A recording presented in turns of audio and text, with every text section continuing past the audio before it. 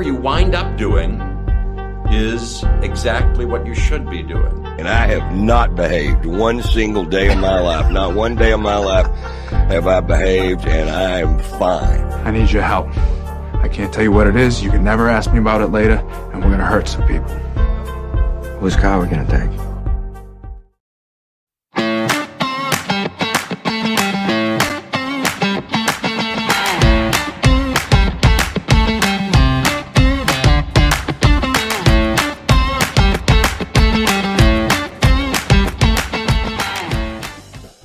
Hello, and thank you for joining us on the Nikki Medoro Show, live on YouTube, or anytime you want to catch me because of the magic of said YouTube. Great show coming up today. It's Thursday, so Jefferson Graham will be joining us later on.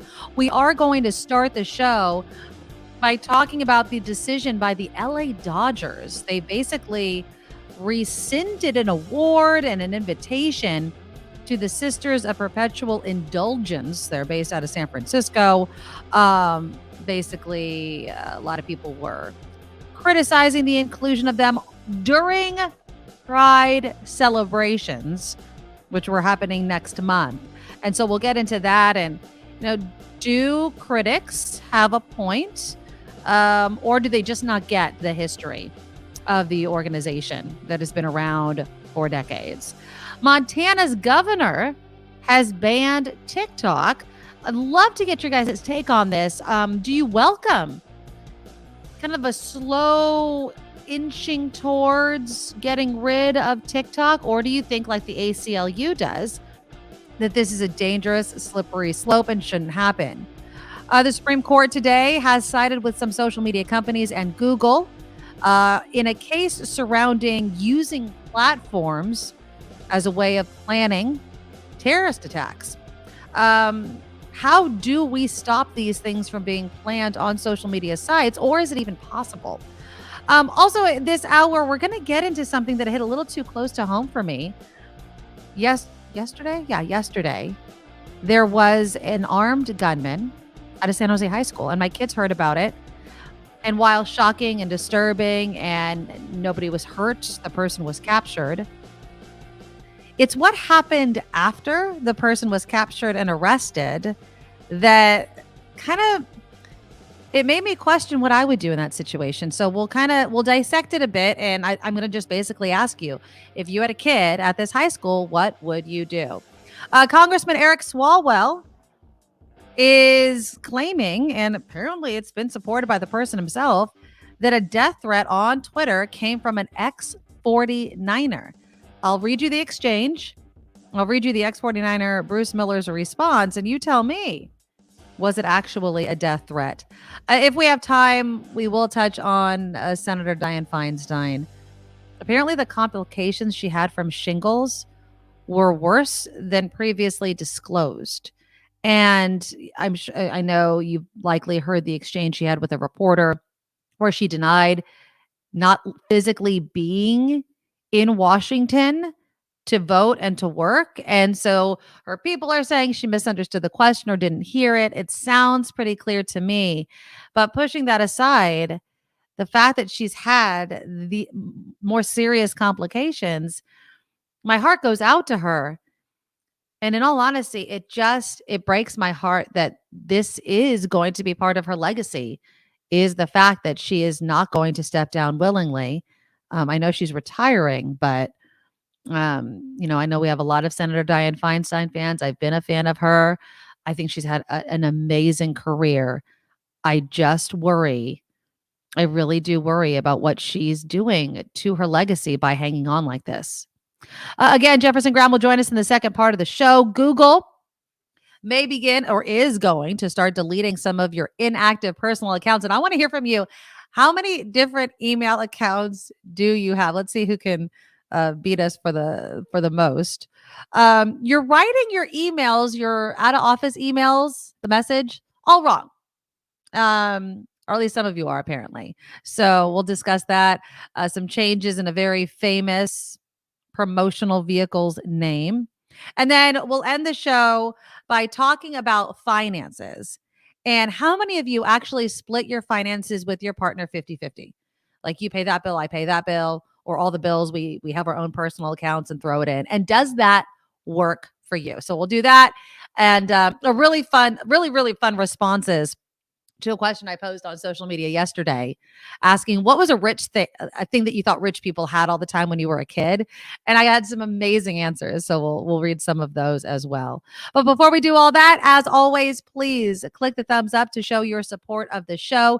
The super chat is live. I'm working on a social media ad, and so the money that I raise will go towards this ad campaign, and that includes money we get from the super chat. So just look for the $sign underneath the comment box, or it's not hard to find. I know it changes depending on whether you're watching on your phone, on your desktop computer, or what have you. So just look for the $sign, whether live or replay, and you can throw some super thanks, super comments, super stickers our way.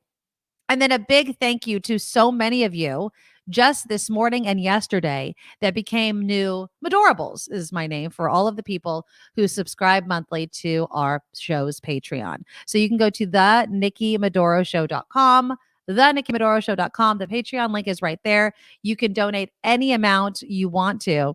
I keep giggling about the responses to my idea of posting certain videos. I've done food videos on my Patreon that my Patreon subscribers could see. And I am 3 days straight in working out. I have this 15-minute routine that I've been doing. And I was just, tossing out the idea that I would record it and put it on for my Patreon people that want to work out with me. It's a really simple beginner workout. And I forget who it was yesterday that was worried that people would start sexualizing me. If you saw what I look like when I work out in my bedroom, I don't think there's any worry that anyone's going to be sexualizing me. But I thought it was something fun. I'm looking for ways, and I'm going to put later on today, I'm going to put a poll on Patreon for my Medorables, and I'll probably put it on other social media sites as well for everyone else. What more do you want to see on Patreon? What kind of extra kind of tidbits or extra Nikki do you want on there? And I'll give it to you because I really want this community to continue to grow. And to do that, I want to do fun things, not necessarily all the heavy things that we talk about sometimes. So again, the NikkiMedoroShow.com is where you find our Patreon link, our PayPal link as well, the Nikki Medoro Show at gmail.com. And of course, you can pick up some merchandise at our shop, the Nikki Medoro Shop.com. Okay, so let's start off with a decision by the LA Dodgers. Our friends over at ABC7 did an excellent report that I want to play a little bit of it for you right now. And you guys let me know in the comments. Do people that were upset, there's an organization called Catholic Vote, Marco Rubio also, Senator Marco Rubio, they came out and saying, the LA Dodgers, and they also reached out to Major League Baseball, kind of honoring the Sisters of Perpetual Indulgence in this way is an insult. So here again, a little bit of that report by our friends over at ABC7. From both sides. The people who are responding this way to the sisters don't know who we are. Sister Roma, a longtime member of the Sisters of Perpetual Indulgence, says Wednesday is an emotional day. The Los Angeles Dodgers disinvited the group from being honored at the team's Pride Night ceremony in June, claiming the group has been the source of some controversy. People are reacting with hate, and it's just unfortunately very typical of the climate that we see today. The religious advocacy group Catholic Vote first expressed concerns about the sisters being honored late last week. They say the group mocks real nuns. The Sisters of Perpetual Indulgence originated in San Francisco in the late 70s. They are known for doing charitable work throughout the city. We literally saved lives, and our mission has always been to raise money for those who need it. We minister to the sick, we feed the hungry, we support queer arts, LGBTQ, trans youth. So let me stop right there. Again, this report by ABC7. I mean, you heard what they do right there. They feed the hungry. They reach out to the LGBTQ community. They help save lives. And I just wonder, as you're going to hear in the rest of this report, if those that are criticizing the Sisters of Perpetual Indulgence know anything about them beyond what they look like. If you did not show a picture of the Sisters of Perpetual Indulgence, even took away their name, but just listed the things that they do as a nonprofit, do you think that these people would be so upset? This week, other Catholic groups and Florida Senator Marco Rubio also called on the Dodgers to pull their invite. Senator Rubio sent a letter to the MLB commissioner saying, "It would be an outrage and a tragedy if the MLB, in pursuit of modern, secular, and indeed anti-religious values, rebuked that faith and the millions of believing fans who cherish the sport." State Senator Scott Wiener says a California sports team should not be influenced by an out-of-state senator. Wiener says California is a state that prides itself on honoring the LGBTQ community. We support the diversity of our community. We support LGBTQ people. And this is really a very, very sad day. Following Wednesday's announcement, the president of Catholic Vote said he was pleased by the decision, writing, "While we continue to wonder how such a group was selected in the first place, this incident should serve as a wake-up call for all religious believers. Unchecked woke corporations have no qualms about exploiting people of faith." Okay, so the fact that this organization, Catholic Vote, use the term unchecked woke corporations gives me pause, right? Now, I could give a little of an inch on, I'm Catholic, they're dressing up as nuns. I would assume, if I'm offended, I know nothing about their nonprofit. Harry made a good point. The sisters' message, their contribution to the community is not known. The sisters need to fix that. Excellent point, Harry. But the fact that this Catholic Vote organization used the term woke, well, one, it's so tired. It's such a tired phrase. Woke. But okay, let's just finish it off. Sister Roma wants the Dodgers to recognize the charitable work done by the organization. And it shows that maybe their interest wasn't so much in actually supporting an organization that is iconic and legendary and important to the queer community. And that's, and there you go. I mean, can you have a Pride night and then offer an award to a group, the Sisters of Perpetual Indulgence, and then rescind the invitation, rescind the award because, and then fill in the blank for me. Why do you think it is? Yeah, Jim, you're so right. Again, it's, projecting what you are. They always say that liberals are a bunch of snowflakes, crybabies, but they cry about everything that that doesn't check a box that they fit. It bothers me. Cindy writes in, anti-religious values means anti-gay, and of course, pro-life equals not inclusive, equals preaching hatred. Harry says, I consider the Catholic Vote message to be hate speech. I mean, the woke corporations, again, this whole idea of everything being woke simply because you don't want to be racist, you don't want to be discriminatory, you want to accept people within the LGBTQ community. I mean, it's a bit rich, right? It's so annoying. Vilma, Pope says to be inclusive, this Catholic does not represent me, a Catholic. And then Chris just came in with a very interesting point. It's not San Francisco down there. It is LA. It is California. I should have Googled this before. CatholicVote.org. Let me go on their website. I want to know where they're based out of. I want to see if I'm trying to see if I could find just their. Okay, so contact us. Let's see where they're based out of. Oh, of course, it's not clear. It's not clear where they're based out of. If anybody can find it for me real quickly. And not that it matters, but I would say, look, if it was a California Catholic organization, that would be surprising. If it was Texas, Florida, some of these other places where this whole woke terminology is spread like glitter, it would make more sense. I'm so tired. I am so tired of when somebody is wanting to be inclusive, when somebody, is targeting simply drag queens. Let's take the sisters out of it. But I mean, they obviously dress in drag, but just targeting drag queens with a false narrative. It's so upsetting. Yeah, Nick says we need to take back the word. Make woke mean something positive in the public consciousness. It was, Nick. It started that way. And the GOP co-opted it. Just like they co-opted PC, right? Politically correct, oh, I don't want to be PC. And then if you ask people why, if you literally ask another question, you will reveal so much about the person making the criticism. So why don't you want to be politically correct? Answer the question.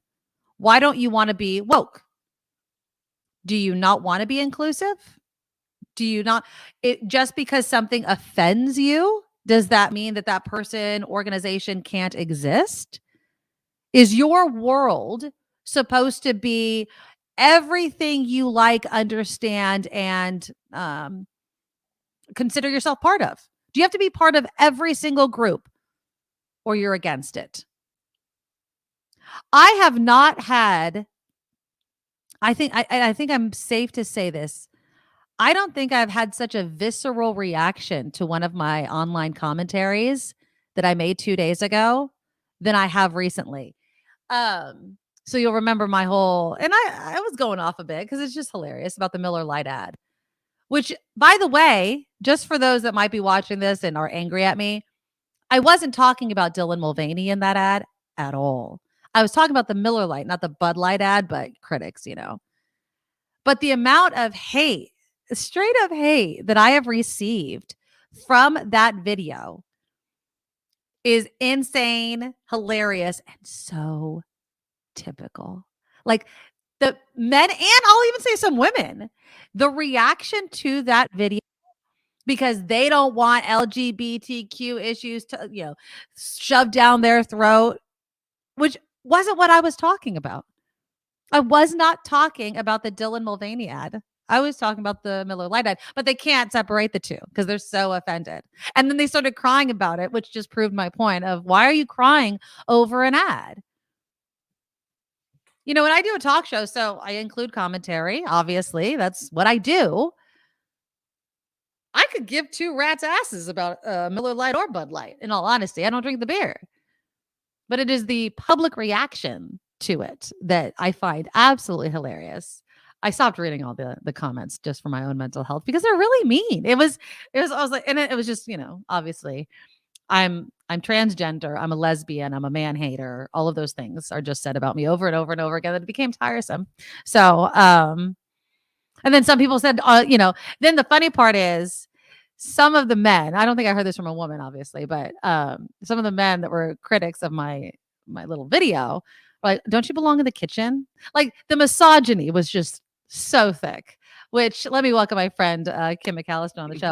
I mean, I was saying, when we were talking about the Sisters of Perpetual, Indulgence, having their offer rescinded from the LA Dodgers, because people have such a reaction to things that they don't understand or aren't part of. And I was saying, again, it continues. I have not had so many comments on multiple social media platforms hating that commentary that I gave about Miller Lite's ad that had nothing to do with transgender social media influencer Dylan Mulvaney, simply had to do about the fact that Miller Lite was tired and apologizing for the tits and ass that they've included for decades in their beer commercials. And people just lost their friggin' minds about it. And I'm like, thanks for proving my point. Thank you. I mean, I haven't responded, but I probably could have said, thanks for proving my point, and cry more a million times under every single, but you don't feed the beast. You don't feed the trolls. So you don't respond because then you get into this back and forth. Oh yeah, and they're not worth it. I mean, or again, it's just misogyny over and over again. I'm a man. I'm ugly. I should shut up. Blah blah blah. And it's just like, okay, whatever. They're welcome to their opinion, and I welcome you to the Nikki Medoro Show. Yeah. But it's quite interesting how people respond. And are you surprised that the LA Dodgers, a California baseball team, made this decision, or is it that's not the Bay Area, and so it's not surprising? It's a big. I was reading last night this list of all of the top zip codes of Trump supporters in the last year. Okay. Right. And I thought, I wonder where they're all concentrated. I had a picture in my mind of where they were. But when I read the list of the top 25 zip codes in California that donated to Trump, a lot of them were in Southern California. I think Los Angeles County made the list. The one city that I was really, I thought was interesting that made it was Occidental here in Sonoma County, which I think is kind of bohemian and hippie-ish and whatever. Oh, yeah. But Okay. they made the list. So it was based on the population of the city as far as but long story short, it doesn't surprise me that that Southern California is full of conservatives, and they have to play to their audience, I guess. Yeah, Chris says Catholic churches are filled 7 days a week in Los Angeles, not just on Sunday in other locations. And again, the Catholic Church is huge. Globally, right? I'm not quite sure why the LA Dodgers decided on Pride Night, where they're supposed to be celebrating the LGBTQ community, would put themselves, kind of not in the crosshairs, because I hate that saying, but just at this point where you're going to piss off somebody. They should have just stayed out of it, left the award as it is. Yeah. And if people are upset about it, let it be upset about it. It's Pride Night. I would imagine if you're so anti-LGBTQ, maybe you won't go to the game on Pride Night. Perhaps. Yeah, that's not your game, maybe. I don't know. I mean, not everything has to include you. So I'm a little disappointed. I was really bummed, but it's not surprising. Again, it's just not surprising. Can I throw in a story that's a little more uplifting? Oh, please. I love uplifting stories. It's along the same vein. We had this, and I forget if I was filling in for somebody, either Mark or you, and one of the states, southern states, pick your favorite, had just banned trans performers on public property, and so I had Darcy Drollinger from the largest drag venue in the United States in San Francisco. It's called the Oasis. I had her on the show. Here's Darcy. Something good just happened for Darcy today. Oh. She has been named the first drag laureate in San Francisco. So instead of poet laureate, San Francisco has its very first drag laureate. And according to this article on ABC7, they say during a time of unprecedented legislation targeting drag performers across the country, San Francisco has chosen to embrace the art form. And it is Oasis nightclub owner, Darcy Drollinger. Darcy is gorgeous right there. Oh my God. I wish I could do my makeup like that. I swear. I don't know. Drag performers put me to shame. It's like, oh my God. I'm like, I need help. I swear I need help.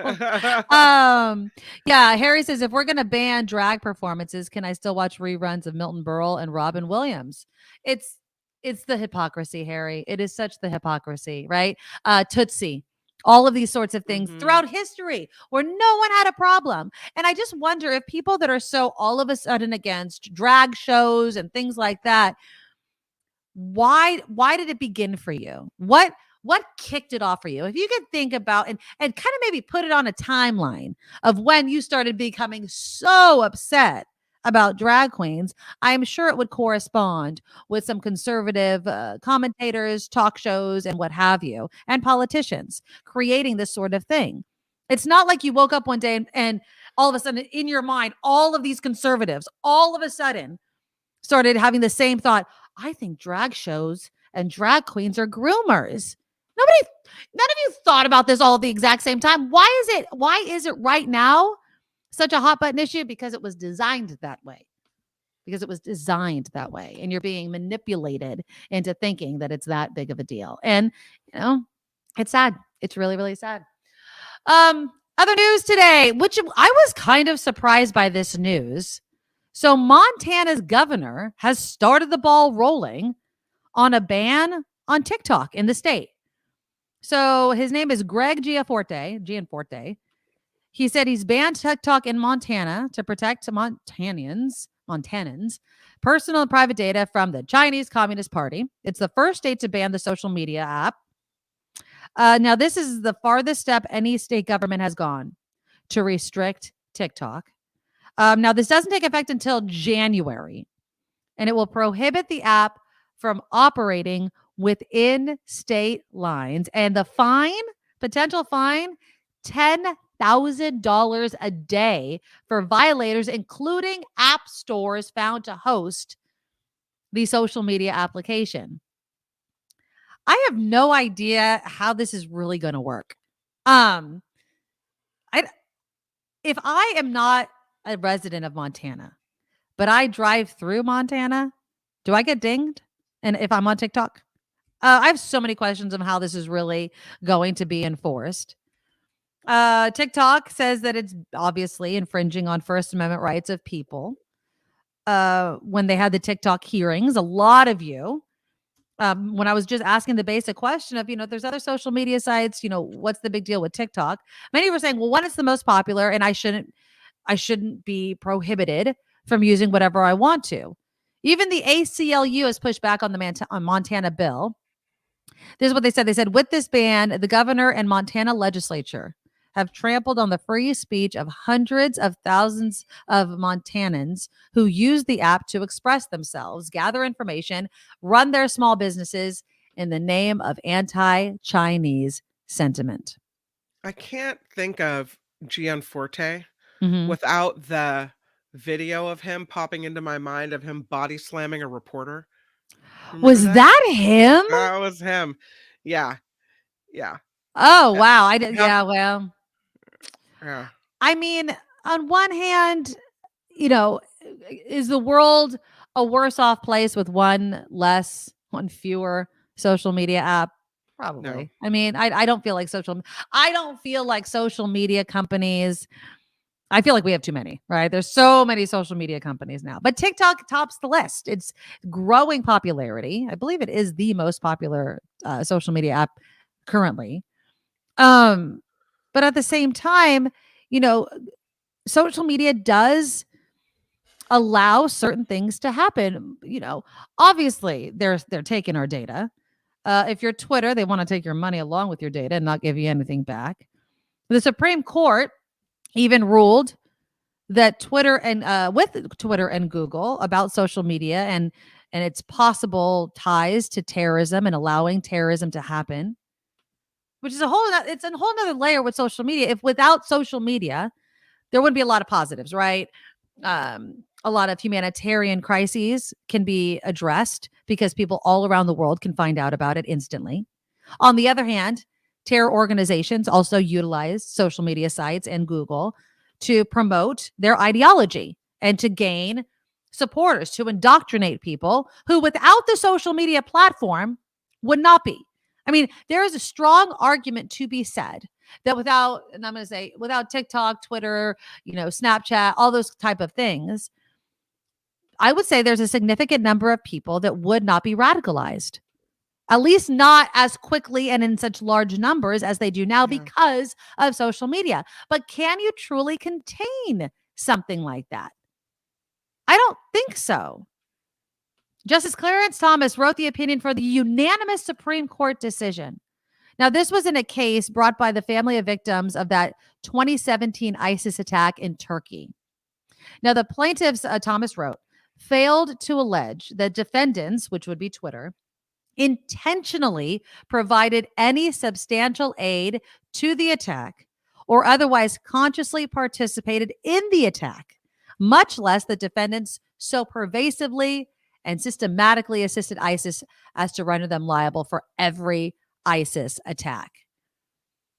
I don't disagree, but at the same time, I also do believe that there needs to be some sort of regulation surrounding what is allowed on these platforms.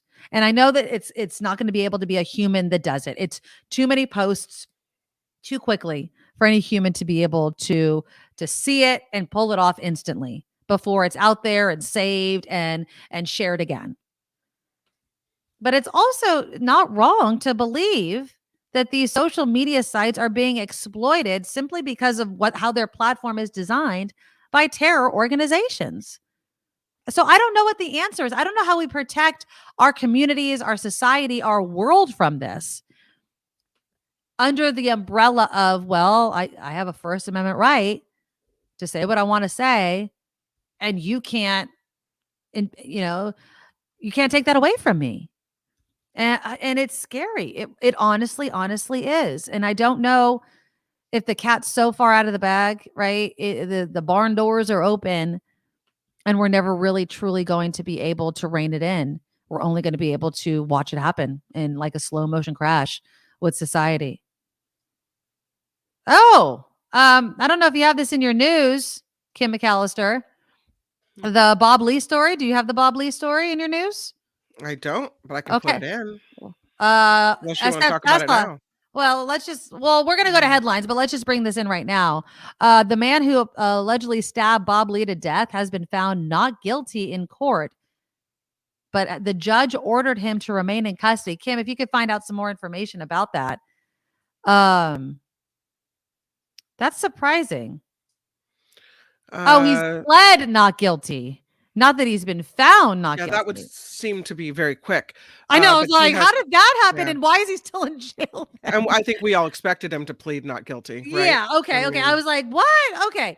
Yeah. So yeah, that's okay. Pleading not guilty and being found not guilty.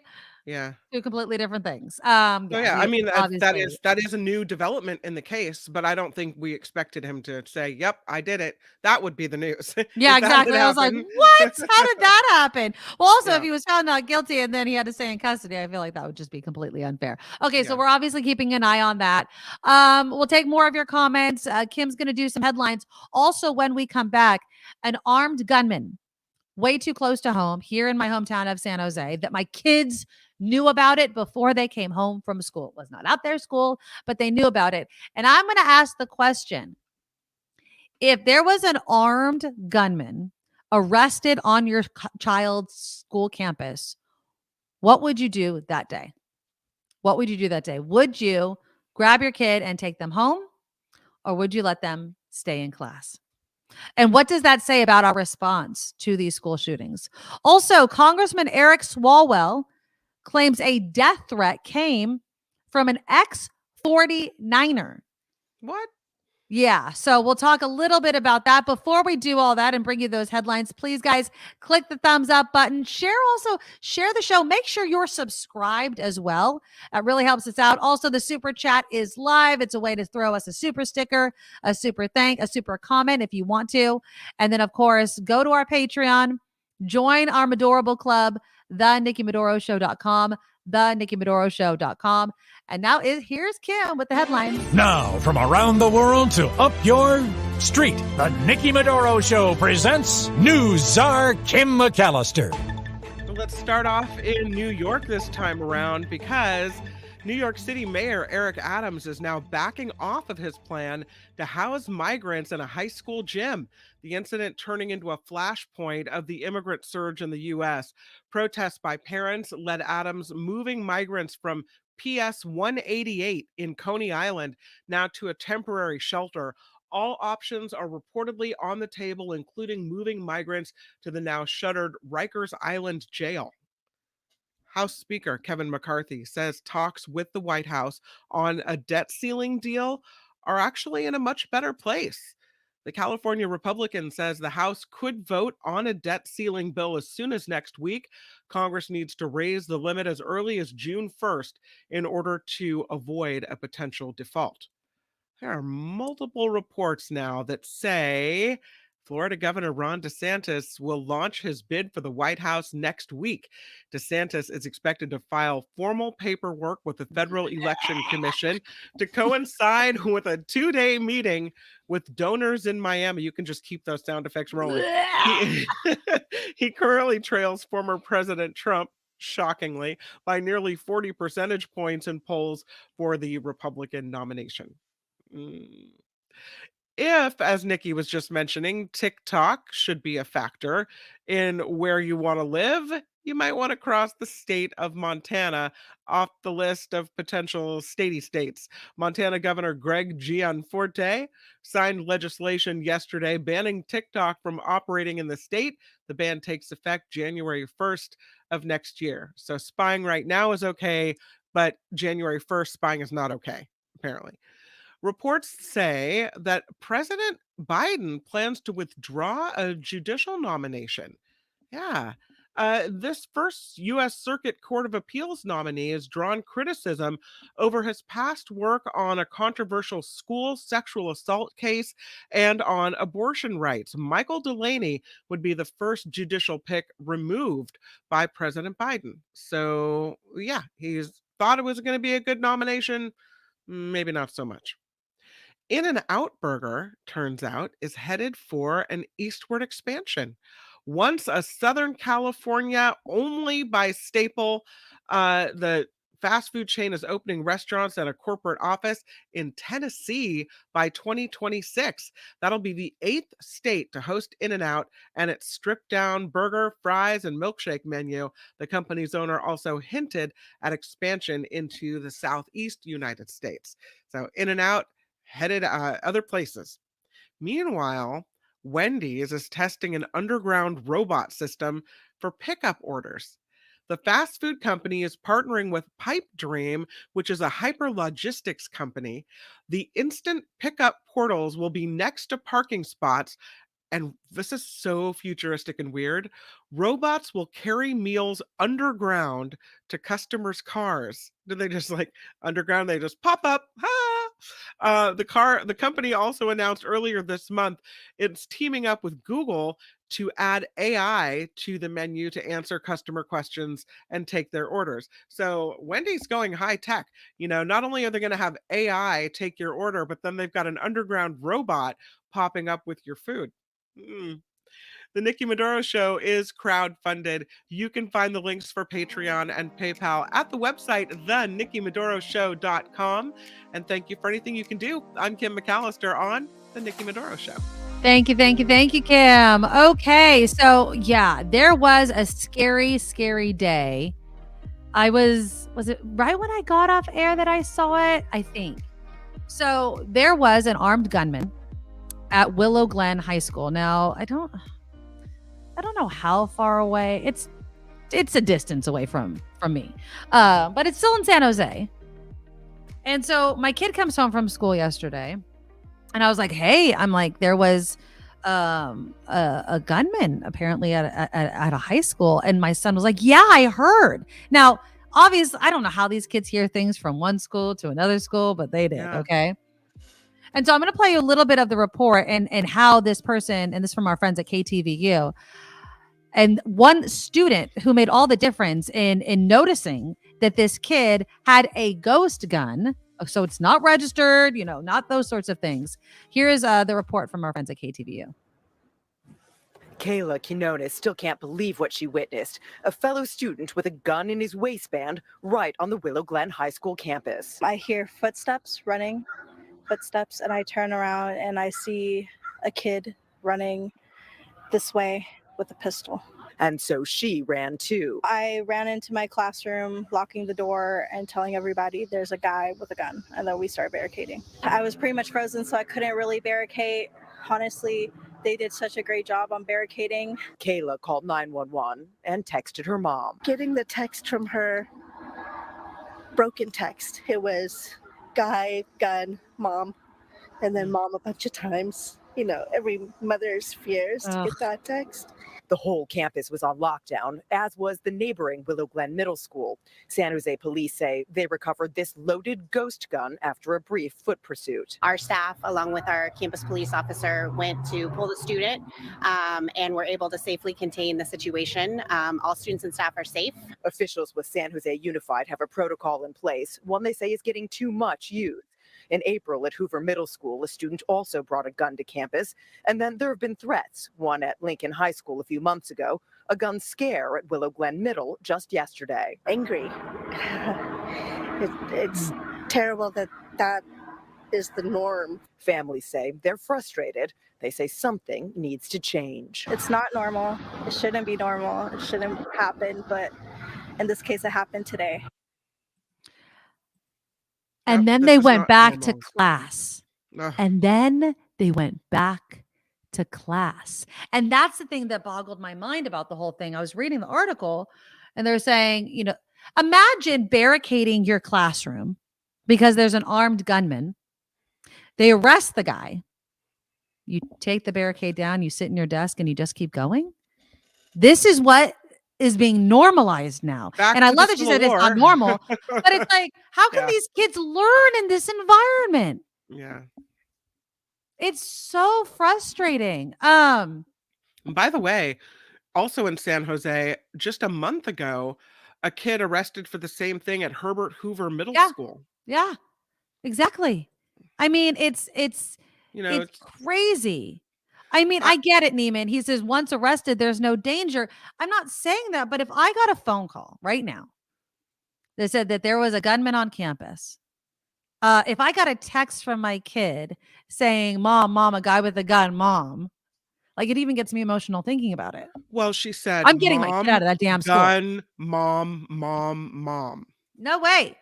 I'm getting my kid out of that damn school that day. I mean, that text really hit me. Yes, it's just like, I don't know, man. It makes you like so upset.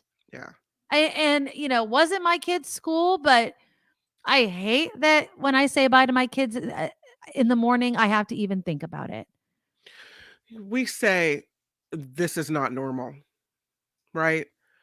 It shouldn't be normalized. But when you expect kids to go, okay, nothing to see here, move along, go right back to learning, then it becomes, well, I guess that was normal. Little blip in the That's what we're day. just going to be dealing with. Let's add this on to the pressure. Now, I want to show a picture again of the weapons. They're calling that a ghost gun. And I see your comments, Chris. Grinding down the serial number doesn't make it a ghost gun. I don't know. And Chris says it looks like a stolen gun. Pardon me. I don't know. It was described as a ghost gun. Also had that knife on him. So some people say ghost guns are guns that are put together with parts from different weapons that are untraceable. Or But you just get to buy the parts and put it together. There's no serial number on it. But I've also heard that if you take the serial off of a gun, if it makes whatever makes it an untraceable weapon, then it can be referred to as a ghost gun. So in looking for the meaning of that, Chris, I've seen both, and I don't know which is the more correct. Lori says, we had a barricade because police were pursuing a gunman at a church next door to the school, kept teaching, and one scene away from the school got out of lockdown and continued. This was more than 10 years ago. That I understand. I mean, my kids have experienced that. There was somebody, I think there was like a robbery or something near my kid's school. And so they kind of locked down to make sure that nobody got on the campus. We were notified. I mean, I was on the phone. That's different than a fellow student seeing a pistol, going into classroom, saying a guy with a gun is on campus, barricading the classroom, and then just, okay, that's over with. I feel like this is a tipping point, right? I mean, we're past the tipping point. We're now just like, it's not a fire. It's not an earthquake. It's someone with a gun, and not just someone with a gun, a fellow student with a gun. And it's being so normalized, and it frightens me. It really, really frightens me. Karen says is that Brady campaign? Ghost guns are unserialized and untraceable firearms that can be bought online and assembled at home. Yeah. Randy says, what is the school supposed to do after this threat is gone? Okay, how about this? Even if they don't send the kids home, counseling, a conversation, and I don't know what happened at the school. They just kept going. The article that I read said classes resumed.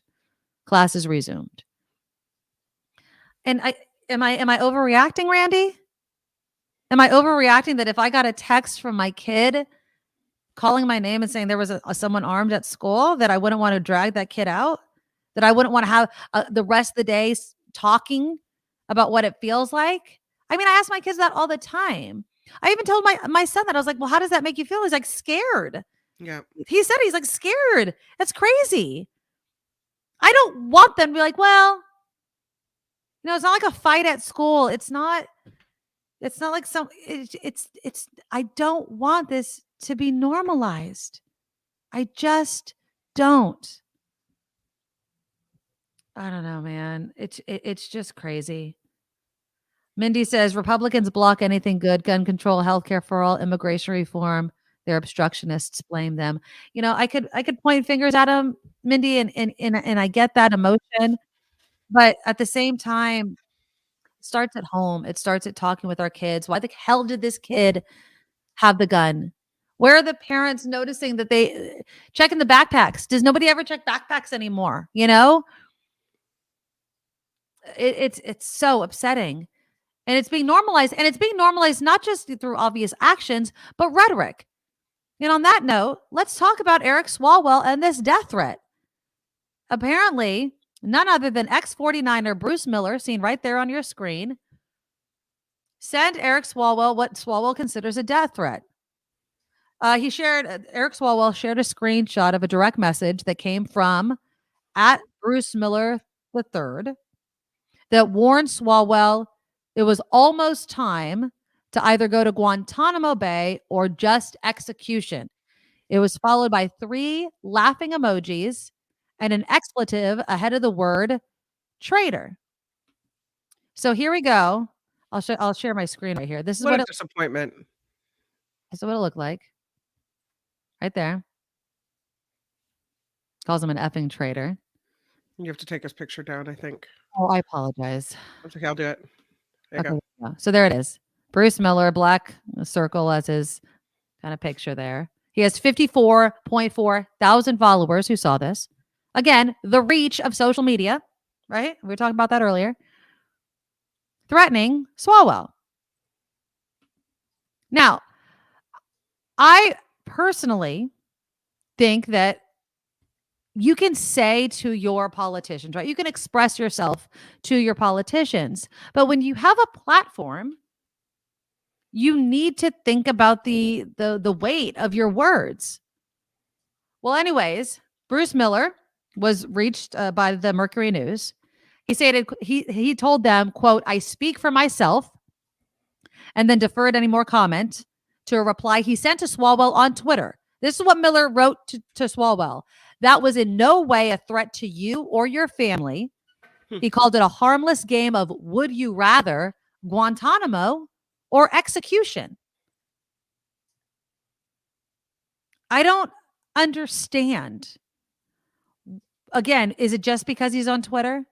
He's that, just that person behind the computer saying whatever you want. I was talking earlier about the hate I got off that little commentary I made regarding the Miller Lite ad. People say all kinds of crap that they would never say to your face. Now people are, even when they're called out on it, they're like, yep, whatever. It's the erosion of civility. I think you get behind a keyboard Mm-hmm. and it's not a face-to-face interaction with people, and you start saying stuff and start being this person, like whatever's deep buried in the recesses comes flying out at the screen, and it feels like freeing and good and whatever to just say what you think. Things that you would never say to a person, I mean, I if don't he know. was in front, and I even hesitate asking this question because I know the answer. He probably would say it if he was in front of Swalwell. He'd probably yell at him. He'd get in his face and do that because that's what's happening. We can't disagree with each other, which we're allowed to do. We're allowed to disagree. We are allowed to look at issues, societal issues, political issues, and disagree. But it's the violence, it's the anger that surrounds it. Yeah. Where you become so angry that you can't see clearly. Now, I will say this, not apparently, this guy does have an anger problem, and I'm talking about Bruce Miller. Now, he was released by the Niners in 2016 when he was arrested on assault and battery charges at a San Francisco hotel. 18 months after an arrest in San Jose for suspicion of spousal abuse. He played briefly with the Jaguars and then was suspended for 6 games because he violated the performance-enhancing drug policy. Oh, so he's a roid rage angry dude anyway. In 2015, he pleaded no contest to misdemeanor disturbing the peace after an argument with his then fiance. I mean, so he has a history of not being, calm, cool, and collected. That's for sure. So again, I think that if I was Eric Swalwell, and Eric Swalwell's in Congress, and he has been a target of death threats before, which sucks. It really does suck for him. But this And it's a Niner, and an ex-Niner, but it's just disappointing. Yeah. Like Guantanamo or execution? Are you serious? It bothers me so much.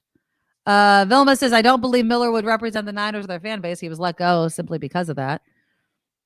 It's upsetting, and I don't know how we stop it.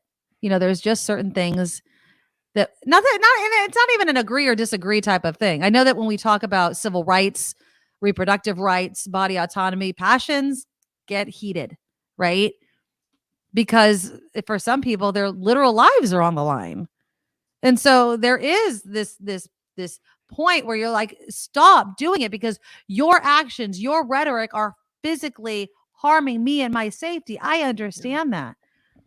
Bruce Miller's not being threatened by Eric Swalwell. He doesn't have to post that would you rather nonsense. Mm-mm. He's choosing to. And so it's disappointed. And yeah, and I get it. We've always disagreed. This isn't the first, nor will be the last moment in history where this type of stuff happens. And I'm reacting to Donald's post right there. This stuff's been around since the Civil War. I get it. I don't want to go into a civil war. I don't want another civil war. And I think some people are just itching for one. I really do. I mean, there's a growing contingent of Americans who want a civil war, who want to go to battle, who want to harm their fellow citizens who don't believe the way they do. And it sucks. It does. Senator Dianne Feinstein. I know yesterday the news and the day before came out of that interview, that hallway interview she gave to a reporter, where she denied not being in Washington working, which is not true, of course. She was home, working from home, but she was not physically in Washington, D.C. The reporter asked her. She says, no, I've been here. You should know. And obviously adding fuel to the fire that she's not fully there. Yeah. But then did you see this New York Times article that the complications surrounding her shingles diagnosis were worse than people knew? Apparently, the shingles spread to her face and neck, caused vision and balance impairments known as Ramsay-Hunt syndrome, but it also brought on an unreported case of encephalitis, which is a swelling of the brain. Yeah. Now, this is a complication. It's a very debilitating complication of shingles. It could leave patients with lasting memory or language problems. Oh, no. Sleep disorders, bouts of confusion, mood disorders, headaches, and difficulty walking. Not to mention, she don't look good. Not saying you have to look like a model, but she doesn't physically look good. And I don't know. And I hate saying this because she's had an amazing career, and I'm not trying to force anybody to do something. But is she able to even make the decision on her own to step down?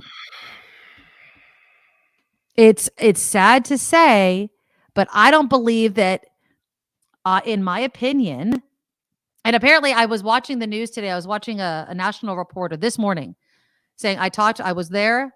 I was watching Feinstein. She had all of her faculties. She was working, all of those sorts of things. So I'm not saying it's 100% of the time, but Jesus, I don't know if she's in her right mind enough or consistently enough to realize, dude, I need to step down. I know I'm retiring, but come on. This is so tarnishing her legacy, in my opinion. I feel like I hope that her legacy will stand despite this last year or two of her long, serving us in the Senate. But we know how she's going to vote. Her staff knows how she's going to vote. I feel like she has people there to help her. And at this point, we're only talking about a matter of a year before she's termed out and there's somebody else in her seat. So as long as the votes are coming the way But is that what we want out of a senator? And I'm sorry. No, but so I just mean, because it's Dianne Feinstein, and I don't mean to be harsh here, but just because it's Dianne Feinstein, half of our senators are not fully there. I mean, then why even have a senator if we could just be like, well, we kind of know already how they're going to vote? No, she needs to be an active participant in what she's doing, and she's not, in my devil's opinion. advocate, but why weren't the same arguments then made for Strom Thurmond or Orrin Hatch, or pick a really old congressperson or senator that probably should have, checked Because out this a is long time beyond before. age. This is illness. This is illness. That's why. Yeah. I mean, having encephalitis, not disclosing it, and knowing what the lasting effects of it could be, and you're one of our 2 senators, there is a medical reason behind this. It's not just her age. Well, and what my even worse worry is for her health. She's old, she's sick, and when you try to travel and drag yourself to work every day, that's taxing on a person, on a middle-aged person, on a young person. Now put it on Dianne Feinstein and all this going back and forth, and this vote and that vote and being pushed around the Capitol, and that can wear down and exhaust a person. But again, it's 1 year. I think that if she doesn't resign, we're still going to be okay. The votes are still going to come. Yeah, I hear what you're saying, and I hear that. I don't think we're being represented enough. I mean, I don't think you're right. Just don't. And what else could our senator be doing in addition to just the basic voting? I mean, what more could she, if we had a really active senator? Now, Mindy, you make a great point. She's doing the best she can. She won't run again. You're absolutely correct. But is it wrong for me as a Californian to demand more from my one of 2 senators? I'm sure our senators do more than just vote for things. They work on things. They try to move their colleagues on the other side of the aisle. She's not doing any of that. She won't be able to do any of that. But I think you look at the body of work, and how many years has she been in the Senate? How many years has she been a public servant? Let her serve out the remaining few months of it. Let her ride it out. It's a year. It's okay. Okay. I mean, I agree with you in the sense that, yes, we know how she's going to vote. I also do agree with people like Ro Khanna who are saying, look, we can do better than this. We can have somebody sitting in there. Now, again, the fact that she is retiring, the fact that, what are we at? Up to 4 people have thrown their hat in the race to replace her. I do think that and we debated this before, if we're going to have an interim senator, it should be somebody that doesn't want the seat, isn't in the running, because I think it gives them an unfair advantage, or possibly could give them an unfair advantage depending on what can happen. Yeah. But it to me, it just seems cruel, in all honesty. I mean, that picture of Dianne Feinstein, that latest one, it does. And again, it feeds into that opinion that there needs to be more term limits, shorter term limits on some of these politicians and Supreme Court justices. Not saying you can't still do the job, but and I know that she was elected by Californians, and I'm not saying that she didn't earn her seat fair and square. She did. She's put in the work. But it's a tough thing to watch. Absolutely a tough thing to watch. Okay, Jefferson Graham is going to be joining us in the second part of the show. Also, in the second part of the show, we'll get into Google. They're going to start deleting inactive personal accounts starting at the end of the year in December. How many, count them up, people, how many different email accounts, not just Google, how many different email accounts do you have? And do you really go and visit them all? So I still have a Yahoo. I have 2 Yahoo accounts that I keep because for some reason, certain things, like no matter how many times I tell them to move over to a different one, people still email me there. So I don't close them. I should just close them, but I'm so scared of missing something.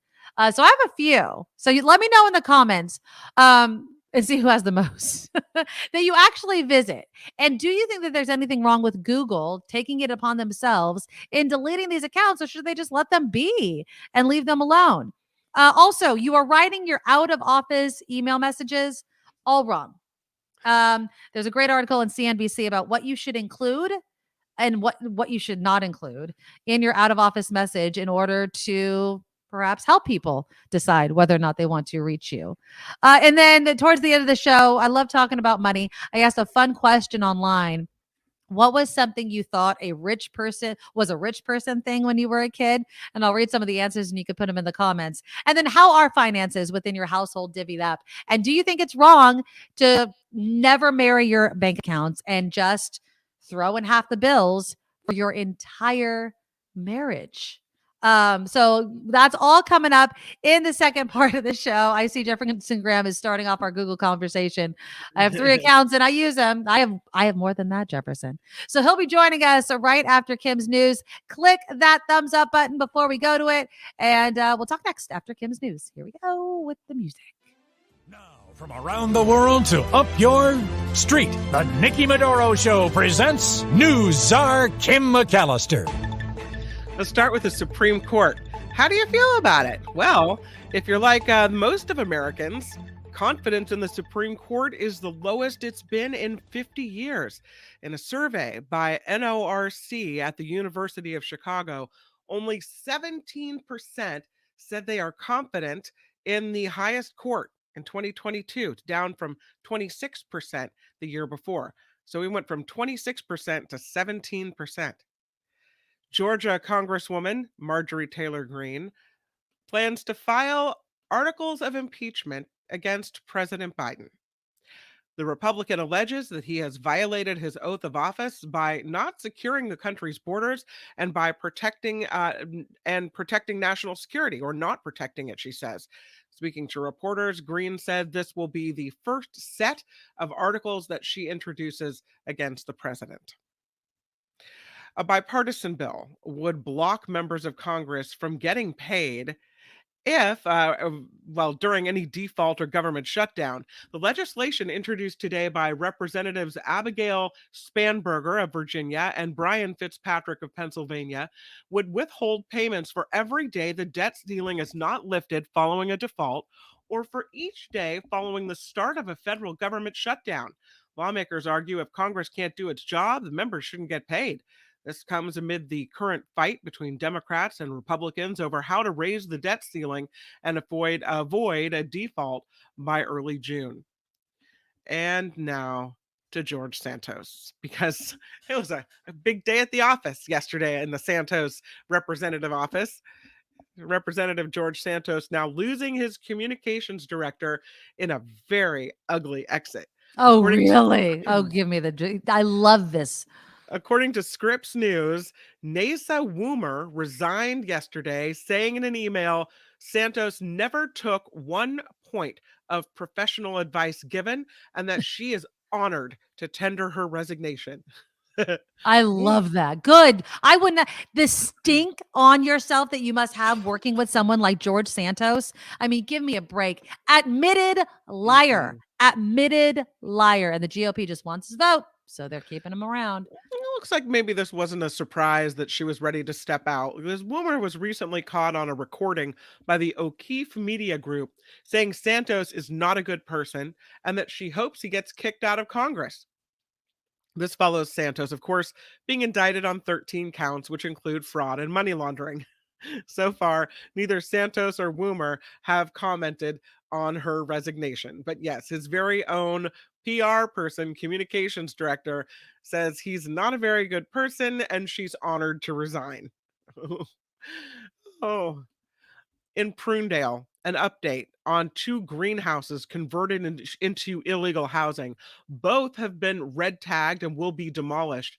Health inspectors found mold and sewage on the ground, saying the structures had no windows, heat, smoke detectors, or fire sprinklers. Monterey County officials first said 100 people were paying to live there, some for several months, but a new report shows the number may be as high as 238 people living in these 2 greenhouses in Prunedale. A group of shoppers being credited with helping stop a suspected carjacker happened in Santa Rosa. This is a picture of a general carjacking, not the one in question. But Elijah Beck was arrested this week after he allegedly stabbed one person and then tried to carjack 2 people hours after being released from jail. Santa Rosa police said at least 5 shoppers were surrounding a vehicle that Beck was getting out of when they arrived at the parking lot of a shopping center on Rogers Way and 4th Street. Officers say Beck chased an elderly man before a bystander stepped in his path. He then allegedly got into the man's car, and that is when police say at least 2 people rammed the car's door with a shopping cart to keep Beck inside the vehicle. Beck was still in custody as of yesterday afternoon after being booked into the Sonoma County Jail. Clearly, someone who maybe shouldn't be out wandering around the world causing a bunch of trouble, you know? NBA hosting a first of its kind fan event in Las Vegas this summer. NBA Con will be held July 7th through the 9th at the Mandalay Bay Resort. It will feature player appearances from the league's past, present, and future. Hall of Famer Kareem Abdul-Jabbar, current stars Trae Young of the Atlanta Hawks, CJ McCollum of the New Orleans Pelicans, and draft prospects Victor Wembanyama and Scoot Henderson are among those scheduled to attend. The convention will also have exclusive merchandise releases and live music from chart-topping artists. NBA Con, coinciding with the opening weekend of the NBA 2K24 Summer League. And keeping it in sports, Major League Baseball launching a social impact platform for fans, MLB Together, providing resources for mental health, workforce development, and voting education. As part of the program, the league is also offering free crisis text lines that will connect fans with confidential mental health and crisis support in both English and in Spanish as well. A mental health awareness video featuring several MLB players will also be played in ballparks. And Commissioner Rob Manfredi saying the MLB Together represents the very best of what our sport means to our fans and to our communities. So Major League Baseball stepping up when it comes to the realm of mental health. This report is crowdfunded. We rely on you. So if you want to check out our website, thenikkimedoroshow.com, you'll find the Patreon and the PayPal link. Of course, Kim McAllister on the Nikki Medoro Show.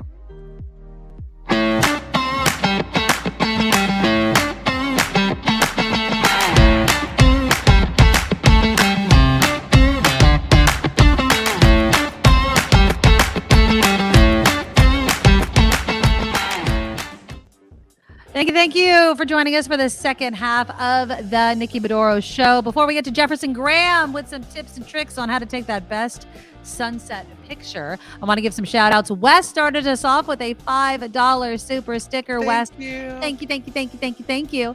Kung Fu Femmes, I love that name. Yeah.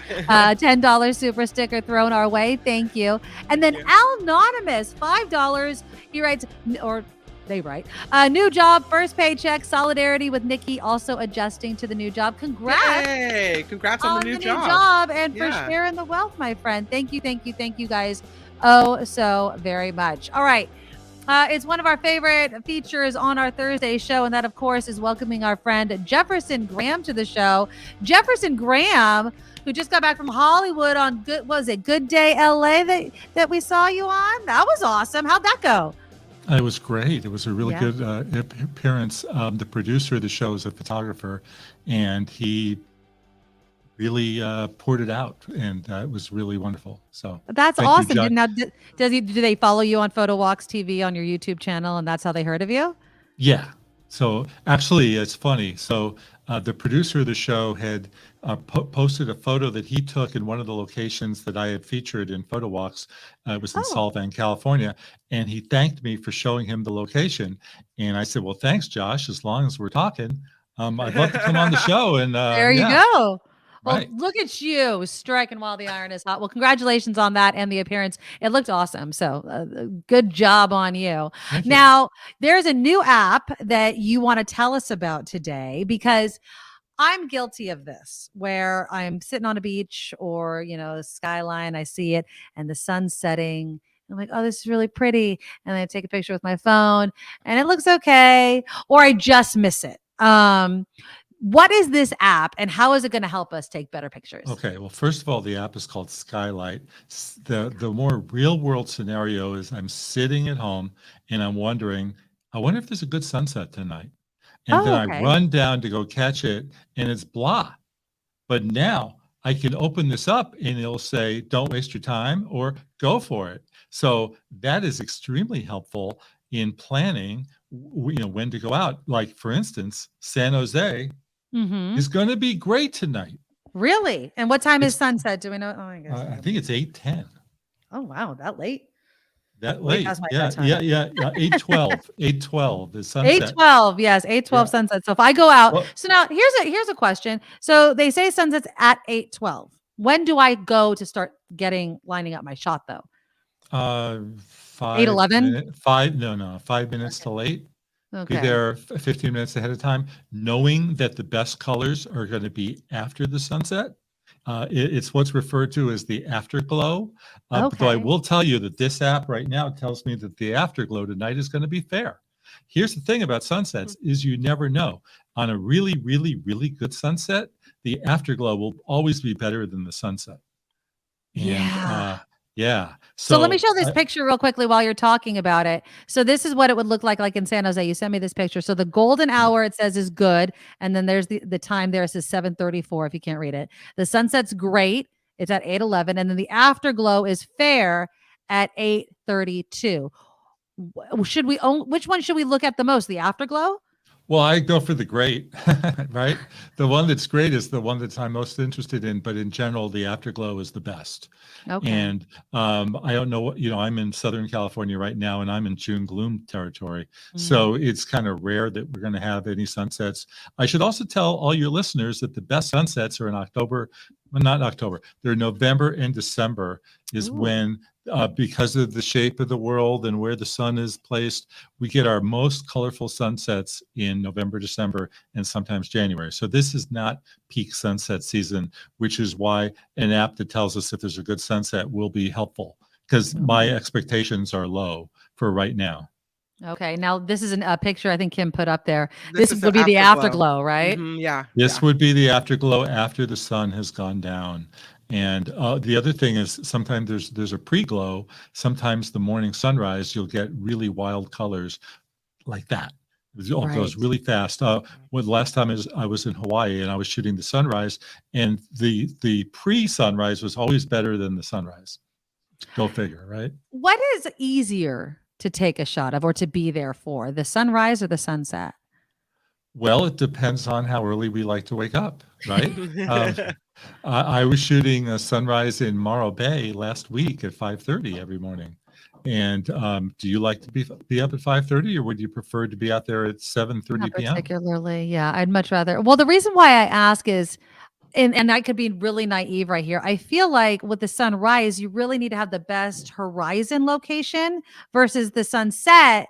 I mean, sometimes, especially with the afterglow, you could see it no matter your position. Is that wrong to think, or is there kind of a trick with that? Again, it's luck of the draw.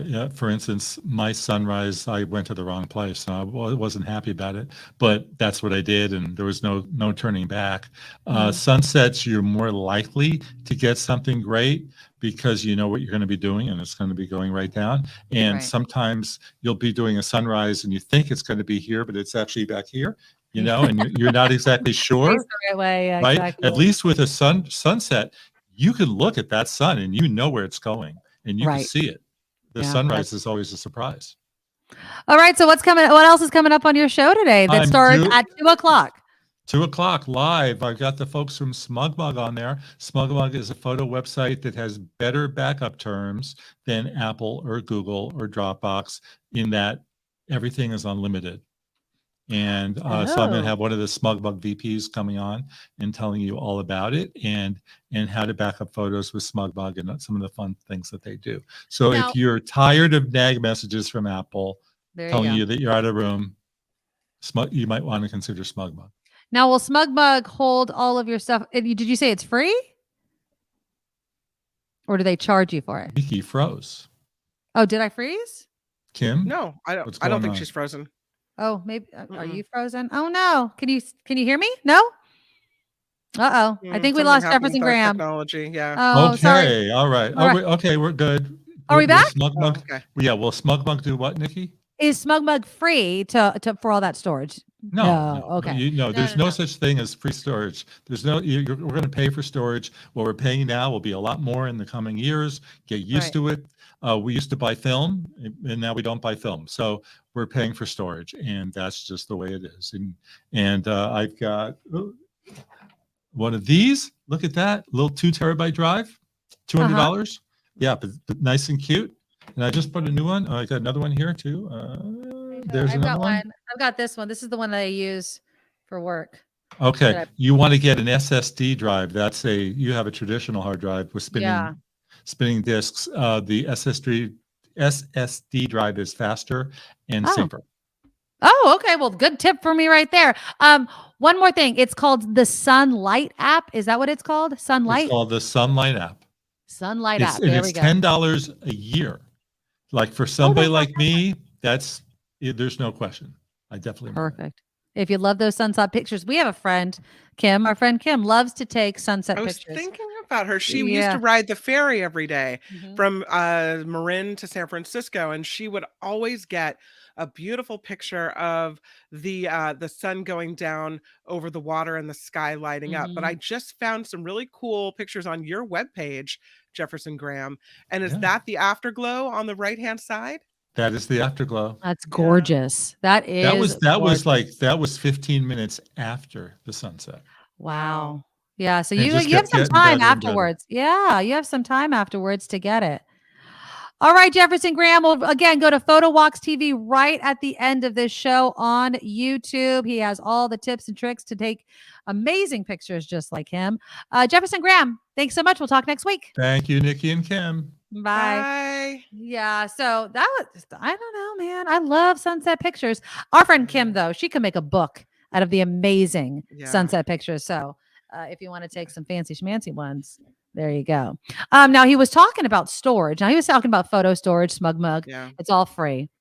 Google is going to be deleting inactive personal accounts starting in December. And many people are saying it's because there's just so much data, right? There's so much stuff, even it's got to be stored somewhere. It's not this, imaginary place. Right. Google has to keep it up, right? I mean, you have to do it. So It's the called company housekeeping. Exactly. The company announced the change, saying there's security risks as one of the reasons for the update.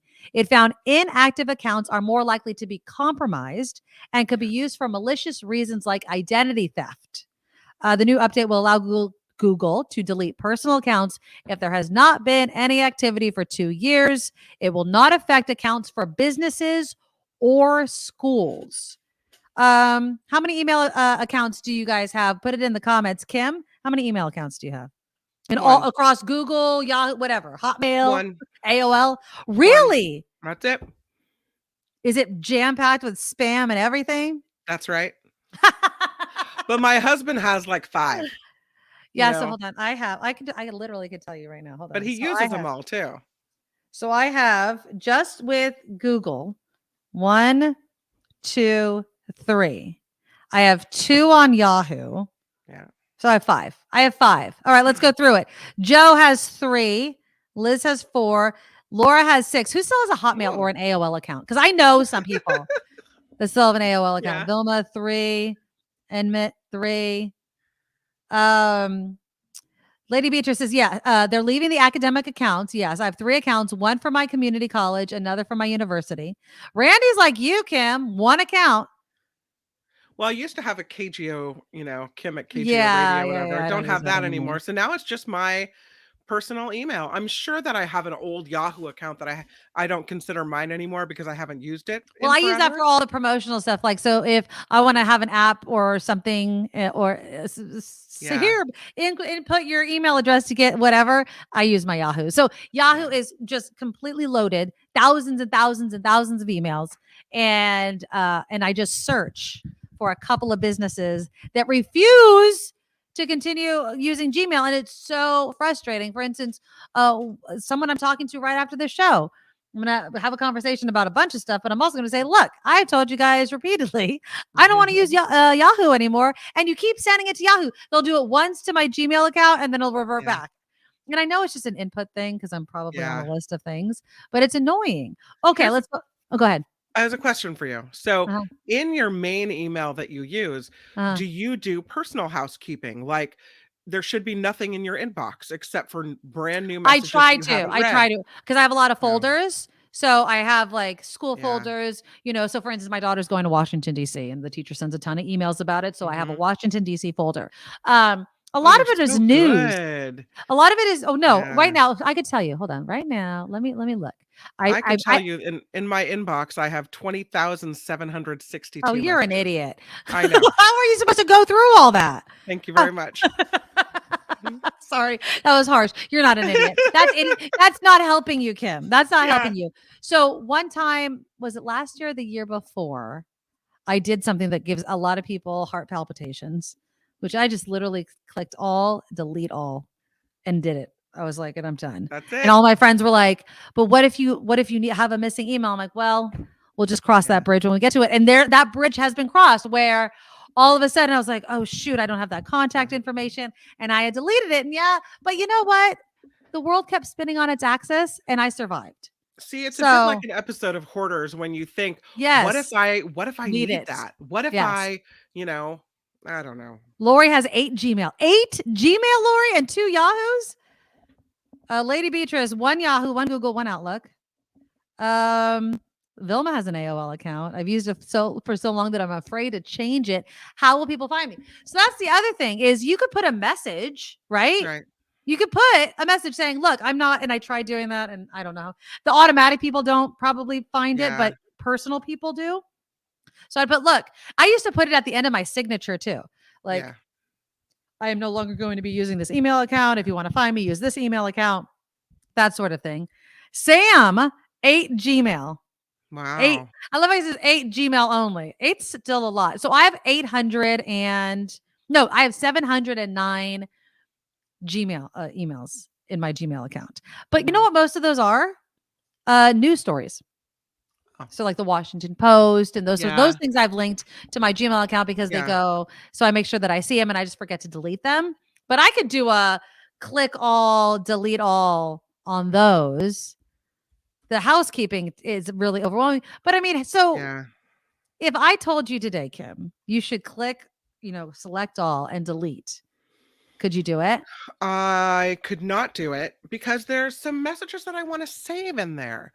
But you can't possibly know where they are in 10,000 emails. No. So what I think the smarter thing to do is type in like Target and then delete all the messages from Target. Yes, that's type a great in point. Macy's, delete all the messages from, you know what I mean? So that's how I got it down to 13,000.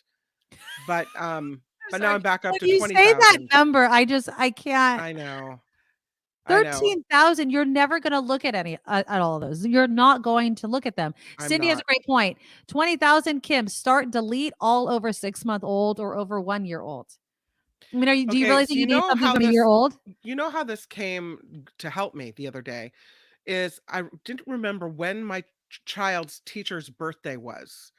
And it had been a teacher that we had before with the previous child.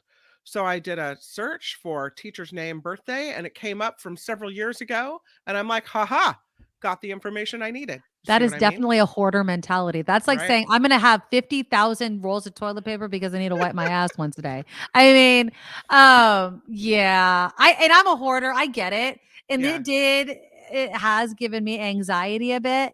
But again, my Yahoo account's like yours. I think I have probably 10,000 emails in there. And I don't even bother. I just go send the crap there and I'm not dealing with it. And just, I know the handful of business. And it's really, if I'm being honest, so for instance, I'll use sometimes that email to log into Hulu or something, which I probably shouldn't, but just those sorts of things. So I keep it active just because something's going to not work because I deleted it or something like that. But yeah, that one Gmail, I mean, you could always find out that teacher's email by emailing somebody else, right? I mean, it's not like it's impossible to find that teacher's birthday. I didn't have to. 10,000 to find one. Yeah, there you go. Tool done.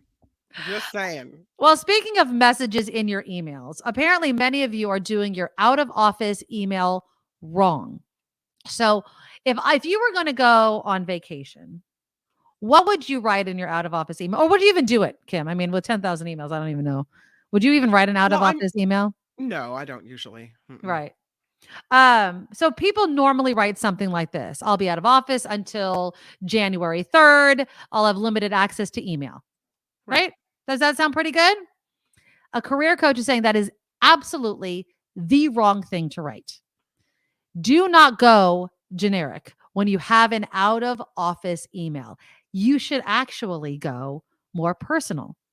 So this career coach says when you just post, I'm going to be back on this day, I'm out of the office, many people will think it's not that big of a deal while you're gone. But what if you're going on vacation? What if you're, going to take care of your parents? What if you're not saying you have to get everything in that out of office email? But for instance, if you are going on vacation, you should write, I am going on a family vacation on January 1st. If you need immediate assistance, contact so-and-so. So-and-so. Because the person emailing you will likely think twice about possibly even sending that email and giving you the time off that you truly deserve. Because if you know that someone's on vacation, you know damn well they're not going to get to your email probably anyway. And if you're on vacation and you haven't given that excuse or that reason, you might think, oh my God, they don't know why I'm gone. Oh, I'll just email them real quick. But then you're out of this is the work thing again. But then if you do that and direct them to someone else, you're out of the loop. And so when you do get back to work, you're even more behind because you don't know what's going on. And that could just take an email being like, hey, catch me up. I've been out of town. That's just not possible.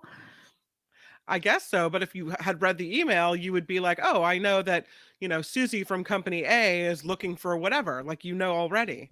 That the person that was taking over for you should have already handled, right? I guess so. Unless it's an ongoing situation that you Which need to be then apprised you can be of. caught up on. I'm just trying to teach you, Kim McAllister, that if you're going on vacation, go on vacation. That's the problem. I love Harry's. My out of office email. Hi, I'm having open heart surgery. I may or may not get back to you. Little morbid humor for you right there. Now, there's always going to be colleagues that don't respect your out of office status. So those that do not, don't pick up the call. If you're on vacation, do not pick up the call no matter how quick you think it will be. Don't send emails in the morning or on vacation. Try not to. Even if you check your email, don't respond because then you're breaking that boundary, right? And before leaving, let everyone know repeatedly that you will be unavailable. They say, remind people my vacation is going to be 3 weeks. Then my vacation is going to be 2 weeks up until you leave. This gives colleagues in the management plenty of time to prepare for your departure, and no one can act blindsided by your absence. Still a no, Kim? Still keeping that open communication even when you're on vacation? I want to know. Really? What do you think that is? And I'm not, you know what, you do you. But what do you think that is? Have you been in a situation in which it backfired for you where you literally went on vacation, you didn't answer any emails or whatever, and something bad happened? Is there some sort of trauma I don't necessarily think I have to answer them, but I want to see them come through. Okay. Because I might check and I just, why not? Because you're on vacation. There is something to when you go on vacation, not even thinking about work at all, not even having it enter into your realm. But I just don't see it as a big deal to, in the evening or when you get up in the morning and check the email and, just so you know what's going on in the world. Okay. I mean, I guess checking the email, but responding to the email. Would you feel like you had to respond? No, not if I'm on vacation. Well, that's a good, and that's, I guess, a good boundary for you to set with yourself. It's just, if you're going to be away, go away. Right. Oh, Wes, he's like you, Kim, although he answers. I check my work email when I'm on vacation and I answer as well. He says it's part of my routine. Yeah. Now I get that. I mean, I check work email. This email and then with my job in San Francisco as well. I check it, but I don't know, man. I set boundaries. I go, no. You do. You're really good at that. I do, because you have to. I mean, also for my mental health, I do. Yeah. Because I don't get good sleep. My mind doesn't stop. And so there is definitely a part of me that's like, you know what? If there was ever a moment for me to kind of log off, it's definitely when I'm paying for a vacation or when I'm with my children, right? If I'm at a kid event, I am not checking my phone and checking my work email. No, If not at all. I am there, and I've been really working on that as well, to really be present in whatever I'm doing. So if I'm doing this show, I am doing this show. If I am at my kids' play, I am at my kids' play. I'm not trying to do too much because, again, like I've said a million times, it doesn't work. It doesn't make anything really that much better except split your time and attention. And I would say dilute whatever you're doing, right? Dilute your enjoyment, dilute your productivity, dilute whatever. So if you're going to send an out of office message, be like, I'm on vacation. You don't really want to send this, do you? It can wait until I get back. Ron's like you. I check and respond. There's time off when I'm not on vacation, so it evens out. Yeah. Harry says, I check email. My layoff notice might be there. Well, then I sure as hell don't want to know. I could definitely wait till after my vacation. Okay. When we come back from Kim's news, what was something you thought was a rich person thing when you were a kid? So, for instance, for me, anytime I went to a house as a kid and they had the ice and water in the door and you didn't have to open up the door, you were rich in my book. You were hands down. That was fancy schmancy when I was a kid. So I posted this on my Facebook. We'll read some of the comments, include them there. And then on the idea of like being rich, is it surprising that even rich people don't share bank accounts? They split the bills 50-50. There was a celebrity couple that kind of had people up in a tizzy because she said, no, we split everything 50-50. And when I say they're rich, they are rich. And do you do that? Do you keep everything separate? Do you have a joint account and still your personal accounts? How do you do that? And does it work for you? Or was it really a point of contention? That's all coming up. Click that thumbs up button. I forget who was saying it earlier in the chat, but please smash it like a boss, as our friend Mark Thompson loves to say. And we'll talk all about that next after Kim. Now, from around the world to up your street, the Nikki Medoro Show presents News Czar Kim McAllister. The Senate will be on recess all next week as Congress needs to soon raise the debt ceiling to avoid default. Senate Majority Leader Chuck Schumer saying negotiations between the White House and House Republicans are making some progress and that the House will likely vote on an agreement sometime next week. He said senators should be able to return to Washington in a 24-hour period to take up the bill if and when that happens. There's a new report that says California Senator Dianne Feinstein experienced complications after contracting shingles. Nikki mentioned this earlier. The New York Times reports the 89-year-old contracted encephalitis, which is swelling of the brain that can leave patients with lasting memory problems and bouts of confusion. Feinstein returned to Capitol Hill after a more than 2-month absence, recovering from shingles. A U.S. professor, see what you think of this one, Nikki, is attempting to fail all of his students for accusing them of using ChatGPT software to cheat. Is there a way to check? Jared Mumm of Texas A&M University Commerce sent the email to students and in his animal science class Monday, saying he ran the assignments through ChatGPT twice to conclude that they cheated. This, though, despite ChatGPT, a natural language processing tool driven by AI technology, is supposed to not be able to detect AI-generated writing. So he ran it through twice, says it really matched what ChatGPT had to say, but you're supposed to not be able to use that to detect AI writing. Well, I wonder now, did multiple students word for word have the same thing? I mean, if that was conclude that, yeah. Well, I mean, let me just play a little devil's advocate to the teacher here. I mean, what's the difference between, and I don't know what the question was for whatever the essay was, but I mean, I can go into Google and ask any question I want to and take that answer. It's kind of like it's not exactly the same because obviously ChatGPT writes everything out and gets all this information and does that. Oh, Eric has an answer. There is a way to check. There's a program that can pick up on the idiosyncrasies of ChatGPT. Looks like he didn't use it though. This is the thing with the internet, right? You can Google, you can use ChatGPT. I wish that teachers like him though, that there was a way of asking a question in which they couldn't, and I don't know what the information was or the essay or the test was, but maybe include something that the ChatGPT can't. It has to be different for everybody or something like that. I don't know. I mean, I don't know what question you could put out into the universe that the all-knowing internet wouldn't be able to answer. Well, exactly. So, I mean, maybe stop allowing, you know what? This is going to sound terrible and it will never happen in a million freaking years. You have to write paper and pen. You have to write the essay. You want it handwritten? Handwritten. I mean, even if you ask ChatGPT, you got to still copy it out. You can't copy and paste it. So at least you know that they put some work in, and they probably learned it because paper to pen teaches as you write it. Anybody that has ever had, hidden notes, that's the way of studying too, my friends. So there you go. I was looking for the stripper picture from yesterday. I don't think I can find it in time.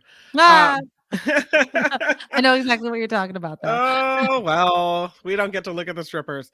America's first strippers union is now official. The owner of the Los Angeles Strip Club, where the union vote happened, is now withdrawing any opposition. The National Labor Relations Board is making the union vote official, so workers at Star Garden Topless Dive Bar, now represented by the Actors Equity Association. That is the union that represents 51,000 stage workers, and now they represent the stage workers at the Star Garden as well. Hey. And as mentioned earlier, the suspect accused of killing Cash App founder Bob Lee has pleaded not guilty. Nima Momeni will be held without bail. His attorney said the incident was a combination of an accident and self-defense, but the assistant district attorney in the case says Momeni is a public safety risk. He also noted Momeni's DNA was on the knife handle that killed Lee, but Momeni's attorney argues the DNA testing isn't entirely accurate and added her client is not a flight risk considering he hasn't fled between the killing and his subsequent arrest. But again, the suspect pleading not guilty today. And lastly, I did want to let you know there's been a bit of a Facebook glitch. Meta has reportedly now fixed this glitch, but it was a bug that sent automatic friend requests to any profile viewed by users. So if you were just looking someone up, it automatically sent that person a friend request. The social media giant says a recent update caused the glitch. Facebook told users to check their activity log if they wanted to cancel any pending friend requests. Warning about the mishap have been shared on the platform as well as on Twitter, TikTok, and Instagram. One social media user called it the funniest thing Facebook has ever done. Others called it embarrassing and maybe a little bit awkward as well. So, and this is sad, really sad. I don't even know what we're going to do. The Taco Festival in Sacramento has been posted. Hold on. Let me bring down the music here because you were very quiet. The Taco Festival in Sacramento has I'm really been canceled. upset. Yeah. What, Organizers why? from the Vida de Oro Foundation say the event is being postponed because of a recent shooting outside of a liquor store. Investigators continued their search yesterday for suspects in Old North Sacramento near Del Paso Boulevard and Fairfield Street. The Taco Festival is held on Del Paso Boulevard, and so they're canceling the event. And that's the way it goes in Sacramento. Well, that sucks. That does suck. So much for the tacos. The Nikki Medoro Show is crowdfunded, which means we really rely on you. You can find the Patreon and the PayPal link at thenikkimedoroshow.com. And of course, the YouTube super stickers are live right here. I'm Kim McAllister on the Nikki Medoro Show. There is a comment that I must comment on, and it's from SF Tesla. Okay. Starbucks will be replacing its regular ice cubes with new and improved nuggets. I'm going to show you a picture. Why does Nikki care about this? Because nugget ice is the best ice. This is nugget ice. Oh, yeah. I made a quick video when my daughter was in the hospital earlier this year. Yeah. About how hospital ice is the best ice, and they have nugget ice. Nugget ice is right, Kim. I'm not overstating this. You're not wrong. It is No. so much better. Yeah. But I wonder, It's got that crunch when you bite oh, on it's it. so good. Yeah. It is so good. And if you, nugget ice is the best ice, and it has the best name because it's named after my nuggie. Yeah. So I had to see that and I had to comment on it. Another kind of food news story that I don't know if you saw, Kim. Hold on, let me bring up the picture. What is this? Oh, that's the Wienermobile. Not anymore. Really? Not anymore. They're changing the name. They're now calling the Wienermobile Frankmobiles. No. Mm-mm. Yep, it's to No. bring attention to a new recipe for the all beef Franks. There are currently No. 6 Frankmobiles in Oscar Mayer's meat fleet. They'll be Nope. getting an upgrade. They'll have the same look. But yeah, the new decals. I'm never going to look at that vehicle and say, "Oh, look, the Frankmobile." No, I'm the going to shout at Wienermobile. the top of my lungs, "Wienermobile!" I'm not saying Frankmobile. No. Exactly. It sucks. I could not believe it when I saw it. I was like, what? Come on. You have to you have to give people permission to say Wienermobile over and over and over again in their lifetime. So yeah, that sucks. So from Nugget Ice to Wienermobile, we handle the hard news here on the Nikki Medoro Show. Okay. What was something, Kim McAllister, that as a kid you saw maybe at your friend's house or whatever, that you're like, they're rich. They have a lot of money. Like I mentioned, for me, it was ice and water in the door, so you didn't have to open it. Also a hot tub. Like if you had a hot tub, not a pool necessarily, but a hot tub, because it was like the addition of. So, I mean, when I was younger, when people had the twirly antennas on the back of their car signaling that they had a phone in the vehicle, that Oh, to me meant yes. you would hit the big time. Like if you had a phone in your car, you were loaded. Yeah, I would say, I mean, having a phone in your car, yeah, absolutely. I'm frozen again. I hate It's that. okay. You can reboot. I'm going to read some of the some of the responses. James says rich people have vineyards. I know people with vineyards, and I think our friend Kim McAllister has one in her backyard. Let me read some of the comments that when I post this. Wall to wall carpet, which is interesting now because now it's hardwood floors. Going out to eat. A lot of people said that. So in my household, we had takeout or went out to eat on Fridays. Not every single day. Absolutely not. Let's see. HBO. So having kind of cable. I could see that. Yeah. Family. Jim, our friend Jim wrote this one. A family that had more than one car. Oh. I'm thinking. I mean, yeah, we had 2 cars growing up, but one was this car might break down all the time, and the other one was the one that we drove around all the time. 2 bathrooms in a home. Wow. I mean, I think we're aging ourselves just a little bit with some of these answers. Color TV, remote control. I remember being a kid and you had to go and you had to turn the knob, right? The kid was the remote control. And says a house with 3 levels. That's cool. Mm-hmm. Eric says rich kids had the big toys, the G.I. Joe Fortress playset. Yeah, that's pretty good. God, Liz, you had a friend that had a Porsche. Jeez Louise. Wow. Anonymous Legos galore. Absolutely.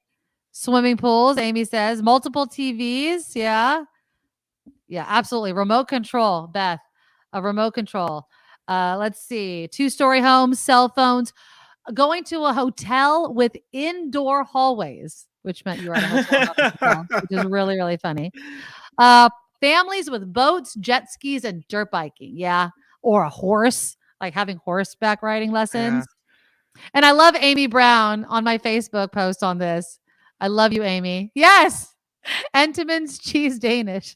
I wasn't rich, but I really, really wanted it. Vacations. One person said, my sister said vacations, which I would agree with. However, I would say eating out. It was so rare that we went out. Snow skiing, owning your own home instead of renting, which is a good point. Someone said orgies, which I found to be really, really funny. Air conditioning, built-in pool, Cadillacs, vacations, a trampoline in the backyard. You see trampolines everywhere nowadays. Yeah. One person said a brick house. I don't know why now, but a brick house seemed rich. A garage, having a garage in the home. Students getting McDonald's dropped off to them at school. This guy Patrick wrote that on my Facebook page. I knew I was friends with girls whose mom would bring them McDonald's once a week. I was not part of that group. I was part of the friend group, but I was not part of the group. There was no way in hell that my mom was going to pay for someone else to bring me McDonald's to school every day. Like occasionally, if my mom was home from work, because she worked part-time when we were young at the hospital, and I'd be like, can you just bring it to me? But it had to be on the same day as the other kids, because that was the whole point, right? It was like, it makes me think of a school scandal that happened a year ago. Lay it on me. So this mom brought her daughter and a few of her friends, very select group, lunch. I think it was from In-N-Out. Okay. For lunch. It was the girl's birthday. And so she and the 2 or 3 friends got treated to In-N-Out for lunch. But the girl's other friends didn't get selected to do this. And so there was a big complaint that people should not be allowed to bring their children and other people lunch at school because it makes other kids feel left out. And you are left out. Your parents don't love you. They didn't bring you fast food. Just kidding. Or your friend didn't think you were important enough to include in the group of, pick. How many lunches can this kid bring? That was my thought, even as a kid, because I could have probably asked the mom to include me. My mom would have never paid for it, so there was no way I was going to pay for it. But it became this thing. Like, I think she was bringing it to maybe 4 girls. I'm like, how many? Yeah. 4 girls is the little holder for all the drinks type of thing. Like, how many? Yeah. You had to do it for the whole school, but it was. But the parents said, no, you can't be exclusionary like this. Don't bring lunch for the birthday girl and 4 friends unless you're bringing it for the whole class. You can't do it. Wow. Yeah, that's tough. And so a note went out from the principal saying, please don't bring outside lunch into the school. It's exclusionary, and we've had a lot of complaints about it. Yeah, I mean, you could just say no outside food. Yeah. You can't drop off lunches, those sorts of things. I would have been mad though. I would have been really bummed. I'm like, I love, my special lunch, obviously, but let me read a couple more of these. Eric said, I knew someone whose dad owned a very successful construction company. They had stonework floors, which I thought was very posh. Oh. Leon says a vacuum cleaner, you plug the hose into the wall and floor in every room. Have you seen those homes that have like the suction thing like on the baseboards? Yeah. So you just have to sweep it up. That's kind of cool. Yeah, it's cool. I would still think that's kind of fancy schmancy. Yeah. Right? That's kind of cool. Yeah, going back to your whole thing, Calvin says that means birthday cake for the whole school. No, but when I was a kid in school, it was your birthday. You brought everyone donuts or cupcakes or something. For your class. For your class, not the whole school. Right. Now they don't allow anybody. Like, so But my son's. Yeah, because they don't want sugar, right? Well, they don't. Yeah, they're like, you could bring pencils. Like, anybody needs a friggin' another pencil in their life. But to me, I'm like, nah, we're not doing anything then. If it's going to suck, I'm not even going to waste my money. But like my son, for instance, his birthday is coming up next month, and he's allowed to have 5 friends over for his birthday. And so I made on my printer invitations, and I put them in sealed envelopes. There's no names on them. I was like, give them to the 5 people that are invited, but don't do it in front of any other kids, because I don't need to be getting a letter home. Oh my God, not everybody's invited. Like, no, we're not doing any of that. So, and I just don't have the room space to invite other people or have any of that kind of nonsense happening. Ooh, John, an indoor-outdoor pool. I cleaned Mr. Jacuzzi's pool. Literally Mr. Jacuzzi. Indoor-outdoor. I mean, you have to have a mansion to have an indoor-outdoor pool, I would say. Right? I mean. Oh. I've seen some pretty funky homes on the HGTV network, where like they have one of those indoor outdoor pools, and it's like from the 70s, and it's not looking really nice. No. Yeah. Leon, neighbors' cars had electric windows. Yeah, you didn't have to roll it, right? Yeah. I mean, and birthdays are tough. They really are. Natalie says, our school says the birthday child can bring a book as a birthday gift to their classroom library. The teacher puts a sticker inside the book recognizing the birthday kid. I like that idea. That's kind of cool. Ew. Jess, you think a carpeted bathroom was fancy? I would say a Ooh, carpeted yuck. bathroom's gross. I don't understand people that also had like padded. You know what I don't like? I don't like padded toilet seats. No. It's such a weird thing to me. My grandmother used to have one of those. Yeah, I feel And then like you'd older sit people. down and it'd be like squish. All the air would go. All the pent up farts that were like. Yeah, but you can hear the air going. That's so funny. And then Oh, when John. you got up and. And it was hot, or you went swimming. It was all gross. No. And you don't put carpet in bathroom. That's disgusting. John says, did anyone mention a Rolls Royce? Or how about this? Grey Poupon. Didn't Grey Poupon seem really, really fancy as a kid just because of the commercials? Absolutely. Oh, that's so funny. Oh, see, I want this though, Harry. I still think you're fancy. A vacation home on a lake. I have friends that a couple years ago they bought a vacation home on a lake, and I'm so jealous. I would always wanted a vacation home. It's like, oh, that's just our house, and we just go there. I love people that say, oh, we spend our summers at our vacation home. I'm like, well, one, it's nice to be able to spend a whole entire season in a whole different location. I'm lucky to have this dump. There's no way I have a dump number 2. Are you kidding? It's not a dump. You have a vineyard in your backyard. We've already determined that you're rich. I have like 30 vines. That's a vineyard. Damn No, it. it's That is a not. vineyard. No, that's laughable, but it is what it is. Well, that's funny. There's a friggin' bug in here. Okay. That's One my more. dream too, Karen. Yes. I want a beach house on Maui. Would you ever do like a timeshare in Hawaii? No. To just have your own? No, you would never do something like. I'm I'm not just a timeshare kind of girl. But I mean, do they not do homes? It's only like a resort type thing. Don't they have like homes that can isn't be like a timeshare the official, like you have to buy into some type of large building where they do timeshare? I don't know. I don't know. Would I own a I know there were home? different Like- ones.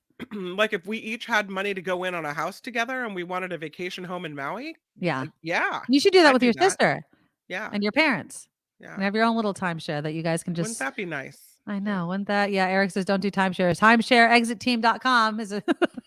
It's a commercial we heard so much on Station X. All right. Well, speaking of like sharing finances, right, to buy a vacation home or whatever, Gabrielle Union and Dwayne Wade, okay, rich couple, very, very rich couple. They split their money 50-50. She's all, it's weird to say I'm head of household. This is what she said. Because in this household, we split everything 50-50, noting that she and Dwayne Wade also each provide financial support for other households. How do you guys divvy it up? Do you have your, and I feel like we've mentioned this before. It's like mine and ours. I know people that don't have any hours. It is simply, it's mine and yours. Here's a bill. We'll each go 50-50. Or they go, you take care of the mortgage. I'll take care of the rest of the bills, depending on the math and how that works out. Or I'll pay the tuition. You pay the sports. Does that make sense? Yeah. I have no idea how people live like that. I don't really, either. really don't. We're I all can't. mixed up in one big married account. Now I do have my own bank account. Yes. I put some stuff in for like mostly for teachers' gifts and things I don't like my donating. So that's kind of my thing that I do. So I have, but it's not like it doesn't have a lot in it type of thing.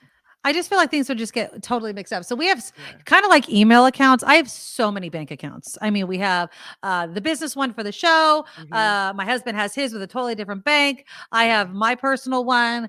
I have different savings accounts. I mean, I have so many different accounts, but I'm the one that handles the finances. Yeah. So technically it's all ours. I just decide which account it's coming from. Randy says joint everything. There's no separate money or accounts. Harry, and it says 50-50. I get half of hers and she gets half of mine. Yeah, exactly. Absolutely. I had a coworker once who she was worried because she wasn't getting enough hours at work. And she thought she wasn't going to be able to pay her husband rent. That's weird to me though. Isn't that weird? And you're thinking, okay, to your husband? Don't you pay rent What's he gonna together do? out of Kick you your? out? I mean, yeah, it's That's so my weird. that's a great example. Now, Lady Yeah. Beatrice, I'm not hating on them. Whatever works for Yeah. people, again, whatever works for you. It's just the disagreements like Kim was talking about. It's, oh my God, I'm not going to be able to carry my share Right. and I'm not talking about dating. If you're dating, keep your stuff separate. Right. It gets too complicated. But if you're married or in a permanent union with somebody, it just seems all right. Like there's the pot, there's the bills, and let's just pay it. But definitely not hating. I'm not. I don't get it. Wes says my partner and I've been together 30 years. It's one big pot. Yeah. Also, we had separate saving accounts and a joint family account. This from Eric. The individual accounts left for personal spending and gifts for each other. Yeah. See, that's what I like. Mhm. I don't want to feel like I paid for the fancy necklace that I got for my birthday. Right. Even though we did, because it's still our money. I just don't want to know about it. And the funny thing is I know about everything anyway. Like, even if it comes out of his personal account, most of the time, if it comes out of any bank that I have access to, I know about it. Lori says, prorate by income, common expenses, and use the joint account. Maintain separate accounts for stuff like clothes, jewelry, presents. Yeah, that makes sense. Absolutely. And Jim writes, rich people borrow from their trust and pay it back over time, so they have to pay it back on a schedule. So paying rent is part of it since the trust owns the home. Okay. SJ Lola, our son just got married. He and his wife will keep separate accounts and open a new joint account for the household bills. Yeah, that makes sense to me. I mean, I would much rather, this is just the way that I do it. All of our paychecks go into the joint account, like direct deposit. Right. And then we pull from that into, because if there's any extra, just keep it in the joint account. It's kind of like giving yourself an allowance, which is what my husband calls it, just to kind of be a pain in the butt about it. But he does not have an allowance. I'm like, you get any money you want. He has access to it.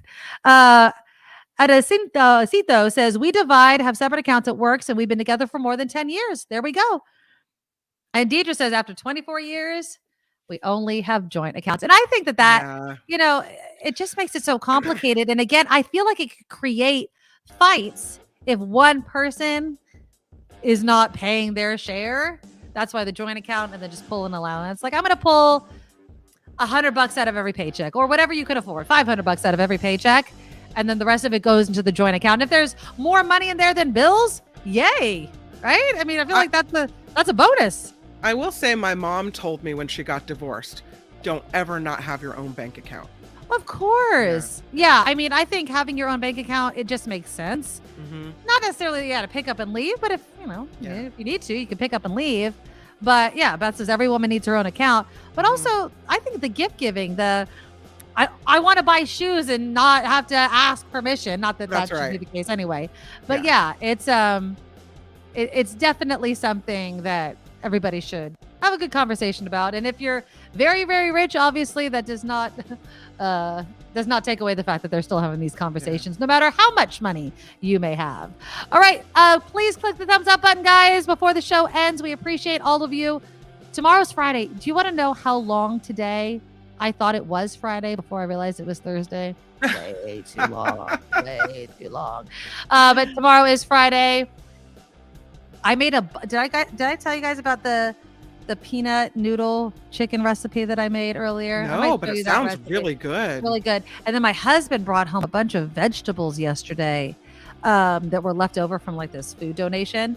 And so they just, whatever is not going to be thrown away, they just leave it.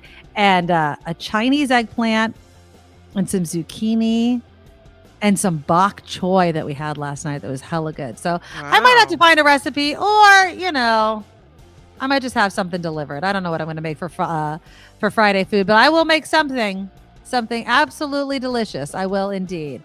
Yes. I thought you were saying something else. That's a Tesla. Celebrity chef Andreas granted approval by San Jose to open a restaurant at the Stanford Shopping Center. Also a Bay Area chef won Next Level Chef with Gordon Ramsay. They won ATV, so congratulations. Cool. To that chef as well. All right, guys. Again, if you can, please consider joining our Patreon group, The Medorables. Go to thenikkimedoroshow.com, thenikkimedoroshow.com. You'll find the links to join our Patreon, PayPal, our merchandise shop. Everything is found right there. And we'll talk tomorrow. Bye-bye. Nikki, you're all so awesome. Miss Brown, like a beautiful blossom. You're all so the best. I really can't rest. You're all so awesome. Wow. Okay.